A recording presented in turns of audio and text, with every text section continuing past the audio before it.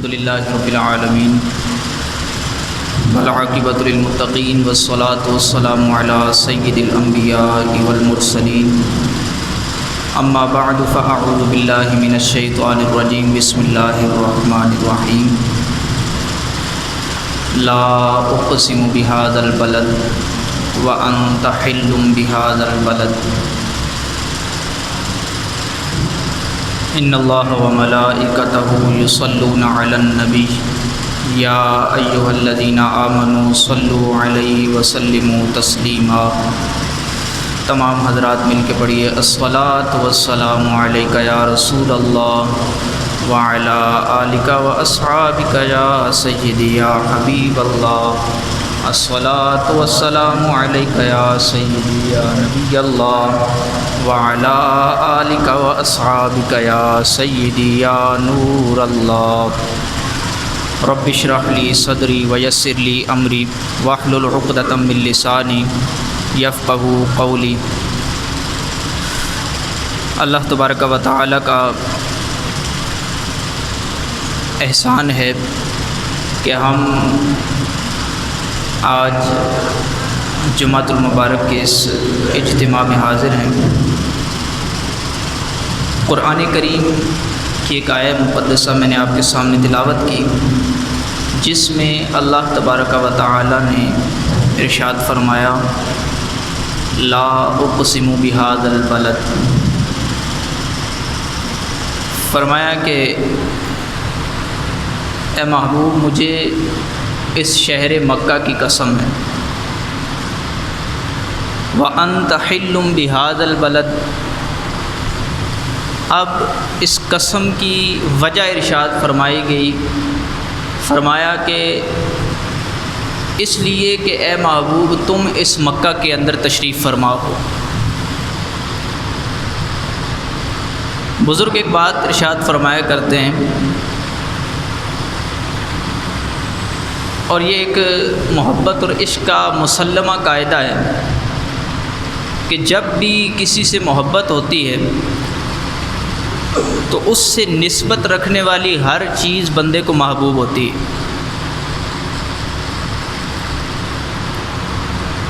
مجنوں کے بارے میں آتا ہے کہ ایک دفعہ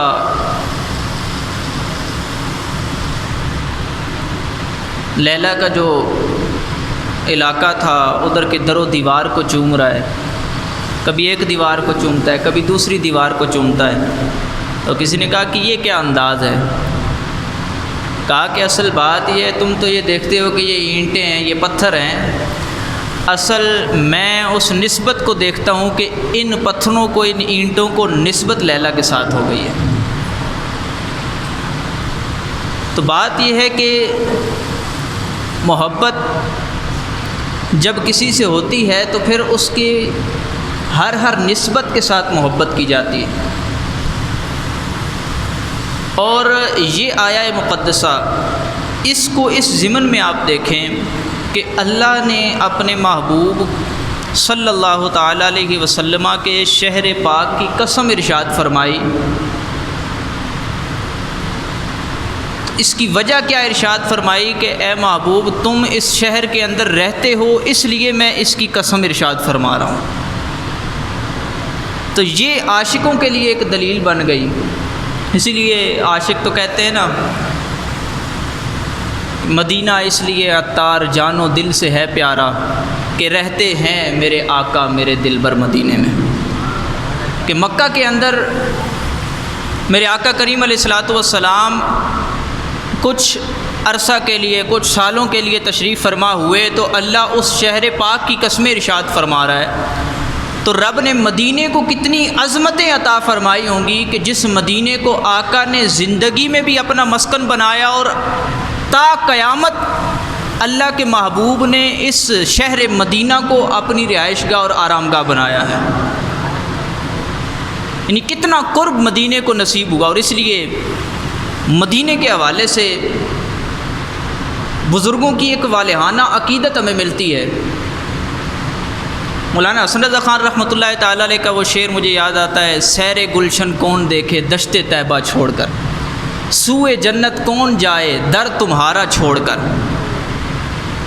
تو یہ ایک انداز، یہی ہمیں ملا جامی رحمۃ اللہ علیہ سے لے کے پیر مہر علی شاہ صاحب رحمۃ اللہ علیہ، اکابرین صحابہ سے لے کے آج تک جتنے بزرگ اشعار میں، چاہے وہ نظم کی صورت ہو، نثر کی صورت ہو، جس طرح بھی انداز ہو، مدینے کی شان اور عظمت کو بیان کرتے ہیں۔ اصل بات کیا ہے، علامہ قاضی ایاز مالکی رحمۃ اللہ تعالیٰ علیہ شفا شریف کے اندر فرماتے ہیں، اور بڑی پیاری بات ارشاد فرمائی، پچھلے دنوں میری نظر سے گزری۔ آپ فرماتے ہیں کہ حضور علیہ الصلاۃ والسلام کی عزت اور توقیر میں سے ایک یہ بھی بات ہے کہ حضور سے جس جس چیز کو نسبت ہو گئی، جس جس مقام کو نسبت ہو گئی، اس چیز اور اس مقام کا بھی ادب کیا جائے۔ جس جگہ سے میرے آقا ایک دفعہ گزر فرمایا، آقا نے کہا کہ اس جگہ کا بھی ادب ہے، اس جگہ کا بھی احترام کرنا حقیقت میں حضور علیہ الصلاۃ والسلام کا احترام کرنا ہے۔ مدینہ تو وہ تھا کہ جسے یوں سمجھ لیں کہ کوئی جانتا نہیں تھا، کوئی اس کی طرف توجہ نہیں دیتا تھا۔ لوگ یثرب کہتے تھے کہ زلزلے بہت آتے ہیں، بڑی جناب ادھر عجیب کیفیت ہے، کوئی آتا نہیں تھا مدینے میں۔ لیکن جب میرے آقا کریم علیہ الصلاۃ والسلام نے مدینے کو اپنا مسکن بنا لیا، رب نے اس کے اندر سے وہ تمام کی تمام آفتیں دور فرما دی جس کی وجہ سے لوگ مدینے میں آیا نہیں کرتے تھے، اور مدینے کو ہر وہ خوبی اور وصف عطا فرمایا کہ جو دیگر شہروں میں سے کسی کو وصف نہیں عطا فرمایا۔ اور جب میرے آقا کریم علیہ الصلاۃ والسلام مدینے میں تشریف لائے تو لوگ یثرب کہا کرتے تھے۔ یثرب کا معنی بھی درست نہیں بنتا، زلزلوں والی زمین، آفتوں والی زمین، اس کے ہم معنی، اس کے معنی ہیں۔ تو جب میرے آقا کریم علیہ الصلاۃ والسلام تشریف لائے، صحیح مسلم کی روایت ہے، امام مسلم رحمۃ اللہ علیہ نے اس حدیث کو نقل کیا ہے، نبی کریم علیہ الصلاۃ والسلام نے فرمایا ان اللہ تعالی سم المدینۃ طابۃ، اے لوگو سن لو، میرے آنے سے پہلے تو مدینے کو لوگ یثرب کہتے تھے، اب مدینے کو یثرب نہیں کہنا، مدینے کو رب نے پاک طیب بنا دیا ہے۔ طابۃن، فرمایا کہ یہ مدینہ طیبہ ہو گیا ہے، یہ پاک شہر ہو گیا ہے، اور اتنی عظمت عطا فرمائی۔ اور پھر کچھ لوگ تھے نا کہ جو پھر بھی مدینے کو یثرب کہتے تھے۔ آج بھی آپ نے دیکھا ہوگا بعض لوگوں کو علم نہیں ہوتا، جس وجہ سے وہ بعض اشعار کے اندر بھی یثرب کہہ رہے ہوتے ہیں، یہ جہالت ہوتی ہے۔ نہیں تو مسند احمد کی حدیث صحیح کے اندر ہے، نبی کریم علیہ الصلاۃ والسلام نے ارشاد فرمایا من سم المدینۃ یثرب فلیستغفر اللہ عز وجل ہی طابۃ ہی طابۃ۔ حضور نے بڑی تاکید سے ارشاد فرمایا کہ اے لوگو، مدینے کو رب نے طیبہ بنا دیا، توبہ بنا دیا، پاک شہر بنا دیا۔ اب جو بھی مدینے کو یثرب کہہ کے پکارے گا، اسے چاہیے کہ اللہ کی بارگاہ میں استغفار کرے۔ اور اس کے تحت علامہ خفاجی رحمۃ اللہ علیہ نے شرح شفا کے اندر فرمایا، آپ فرماتے ہیں کہ مدینے کو یثرب کہنا یہ ناجائز اور گناہ ہے، اس لیے دلیل کیا پکڑی؟ کہا کہ استغفار کا حضور حکم دے رہے ہیں۔ حضور فرما رہے ہیں کہ جو مدینے کو یثرب کہے وہ توبہ کرے، وہ اللہ سے معافی مانگے۔ تو کہا کہ توبہ کا حکم تب بھی ہوتا ہے جب پہلے گناہ کیا ہو، تو گویا یثرب کہنا مدینے کو یہ جائز نہیں ہے، یہ گناہ ہے۔ اس لیے فرمایا فلیستغفر اللہ، کہ اب جو گناہ کر بیٹھے ہو اس سے توبہ کر لو، آئندہ ایسا کہنا نہیں۔ کیوں؟ ہی طابۃ ہی طابۃ، حضور فرماتے ہیں مدینے کو تو رب نے پاک مٹی والا بنایا ہے، پاک ہے یہ۔ تو یہ برکتوں والی زمین بنا دی حضور کے قدموں کی برکت سے۔ بعض لوگ کہتے ہیں جی آپ ذکر مدینہ کرتے رہتے ہیں، ہر وقت مدینے کی تڑپ، مدینے کے لیے آپ ایسی ان روایتوں کو آپ عوام کے سامنے بیان کرتے ہیں۔ ہم یہی کہتے ہیں کہ بھائی محبت کے اصول ہیں کہ جب بھی جس سے محبت ہوتی ہے تو اس کے ہر نسبت کے ساتھ محبت ہوتی ہے۔ ہم صرف مدینے سے نہیں، مدینہ تو حضور علیہ الصلاۃ والسلام کا مسکن ہونے کے حساب سے ہمارا محبوب ہے، صرف مدینہ نہیں، جس چیز کو میرے آقا سے نسبت ہو گئی ہم اس کو اپنا محبوب جانتے ہیں۔ بالکل اصول سادہ سا ہے، جس چیز کو حضور سے نسبت ہو گئی ہم اس کو اپنا محبوب جانتے ہیں۔ حضرت قاضی ایاز مالکی رحمۃ اللہ علیہ شفا شریف میں بڑی پیاری حضرت سیدنا ابن عمر رضی اللہ تعالیٰ عنہ کی وہ روایت بیان کی۔ حضرت ابن عمر، میرے آقا کریم علیہ الصلاۃ والسلام جب ممبر اقدس پہ جلوہ افروز ہوتے تو ممبر کے جو دو پہلو سے بنے ہوئے تھے جس پہ حضور ہاتھ رکھا کرتے تھے، تو جو دائیں سائڈ والا پہلو تھا، دایاں ہاتھ میرے آقا کا جس پہ ہوتا ہے، جو قبر انور کی سائڈ پہ ہے، تو حضرت سیدنا ابن عمر رضی اللہ تعالیٰ عنہ آپ کا انداز کیا ہوتا تھا؟ آپ دیکھیں کہ نسبت مصطفیٰ اس منبر کو نصیب ہو گئی، تو اب مدینہ نہیں، میں کہہ رہا تھا نا، جس جس چیز کو نسبت حاصل ہو جائے، سیدنا ابن عمر کیا کرتے؟ آپ آتے، آپ آ کے بڑے ادب کے ساتھ اس جگہ کو جہاں پہ میرے آقا بیٹھا کرتے، ہاتھ رکھا کرتے، اس کو ہاتھ رکھتے، اس کو آنکھوں سے لگاتے، چوما کرتے تھے۔ یہ محبت والا انداز یہ بتا رہا ہے کہ اے لوگوں، جس جس چیز کو میرے آقا سے نسبت ہو جائے وہ چیز عظیم اور عظمت والی ہو جاتی ہے۔ اور پھر سیدنا امام مالک رحمۃ اللہ تعالیٰ علیہ، آپ کے کیا کہنے، ہمارے بعض اشاق جب جاتے ہیں نا مدینے میں، تو پیٹھ بھی سرکار علیہ الصلوۃ والسلام کی طرف نہیں کرتے، کہ کعبہ شریف کی طرف پیٹھ کر لیتے ہیں، قبلہ شریف کی طرف، لیکن حضور کی طرف متوجہ ہیں۔ حضرت سیدنا امام مالک رحمۃ اللہ تعالیٰ علیہ، آپ سے بھی کسی نے پوچھا تھا کہ ہم جب حضور کی بارگاہ میں حاضر ہوں تو حضور کی بارگاہ میں حاضر ہوتے ہیں، تو اگر ہم حضور کی طرف توجہ کریں، حضور کی طرف اپنا چہرہ کریں، تو کعبے کی طرف ہماری پیٹھ ہو جائے گی، اور اگر ہم کعبے کی طرف اپنا چہرہ کرتے ہیں تو حضور انور علیہ الصلوۃ والسلام کے قبر انور کی طرف ہماری پیٹھ ہو جائے گی۔ اب کریں کیا؟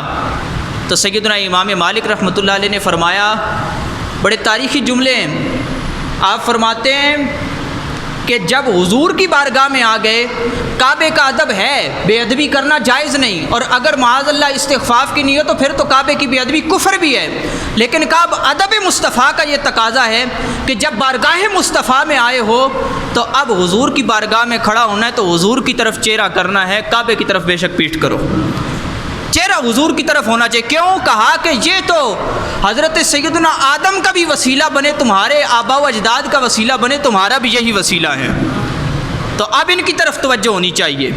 اور امام مالک رحمۃ اللہ تعالیٰ علیہ ایک زندگی انہوں نے حدیث پڑھائی مدینہ شریف میں، مسجد نبوی کے اندر، اور عالم مدینہ کا لقب پایا، مدینہ کے عالم شمار ہوتے تھے اور سب سے بڑے عالم قرار دیے گئے۔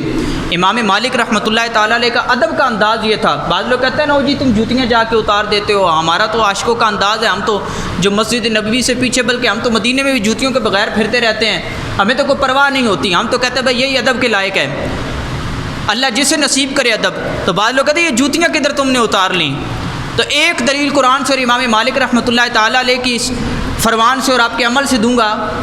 قرآن کریم کے اندر آتا ہے کہ جب حضرت سیدنا موسیٰ علیہ الصلوۃ والسلام آپ اللہ سے ہم کلام ہوتے، کوہ طور پہ جاتے تو آپ کو ہم کلامی کا شرف ملتا۔ اس کے علاوہ آپ جب وادی طوا شریف میں گئے تو وادی طوا میں جو درخت تھا جس کے اندر سے خاص تجلی اللہ تبارک و تعالیٰ نے فرمایا، اور اللہ تعالیٰ نے اس درخت کے وسیلے سے حضرت سیدنا موسیٰ علیہ السلام سے کلام فرمایا، تو جب وہاں پہ کلام فرما اس وادی میں داخل ہونے لگے تو اللہ کی طرف سے حکم ہوا فَخْلَعْ نَعْلَيْكَ إِنَّكَ بِالْوَادِ الْمُقَدَّسِ طُوَىٰ، فرمایا کہ اے موسیٰ اپنے نالین اتار دو، اپنے جوتے اتار دو، کیوں؟ اس لیے کہ تم اب پاک وادی، مقدس وادی طوا کے اندر داخل ہو چکے ہو، یہ مقدس وادی ہے، تو مقدس وادی اس کو یہ تقدس کیوں حاصل ہوا؟ مفسرین نے اس پہ کلام کرتے ہوئے فرمایا یہ تقدس اس وادی کو اس لیے نصیب ہوا کہ اس وادی میں ایک درخت تھا، اس درخت کے وسیلے سے اللہ نے ایک دفعہ موسیٰ علیہ السلام سے کلام فرمایا، تو جس درخت کے وسیلے سے اللہ ایک دفعہ موسیٰ علیہ السلام سے کلام فرمائے وہ اتنا مقدس ہو جائے، وہ پوری وادی اس درخت کی وجہ سے اتنی مقدس ہو جاتی ہے کہ اس وادی کے اندر سیدنا موسیٰ بھی داخل ہو تو کہا جاتا ہے کہ جوتے اتار کے جائیں، بڑی مقدس وادی ہے۔ تو کیا عالم ہوگا اس مدینے کا کہ اس مدینے میں میرے آقا نے رب کے جلوہ گاہ بن کے، رب کریم جل وعلا کا مظہر بن کے ایک دفعہ کلام نہیں فرمایا رب نے حضور علیہ الصلوۃ والسلام کے وسیلے سے، بلکہ پورا قرآن اور اس کے علاوہ حضور علیہ الصلوۃ والسلام سے سینکڑوں دفعہ اللہ نے اپنے محبوب کے وسیلے سے کلام فرمایا، لوگوں تک احکام پہنچائے، وحی الہی حضور پر نازل ہوئی۔ جب ایک دفعہ اس درخت کے ذریعے کلام ہو، اس کو رب اتنا تقدس عطا فرما دے، تو جس نبی کے زبان سے اللہ نے کئی دفعہ کلام فرمایا ہو اس مدینے کے کیا عالم ہوگا۔ یہ ذہن میں رکھیں کہ مدینے کو تقدس ہم ایسے نہیں دیتے وہاں پہ جوتیاں اتارنا، جب ایک دفعہ کلام ہوا تو وہاں جوتیاں موسیٰ علیہ السلام کو اتارنے کا کہا گیا، تو ہم مدینے میں جاتے ہیں یہ سوچتے ہوئے کہ یہاں پہ تو اللہ کے محبوب جلوہ گاہ حضور علیہ الصلوۃ والسلام جو اللہ کی جلالت اور اللہ تبارک و تعالیٰ کی وحی کے مظہر ہیں، ان کو اللہ نے یہاں پہ رکھا ہے، ان کی یہ جلوہ فرمانے کی جگہ ہے، تو اس جگہ کو کتنا تقدس رب نے عطا فرمایا ہوگا۔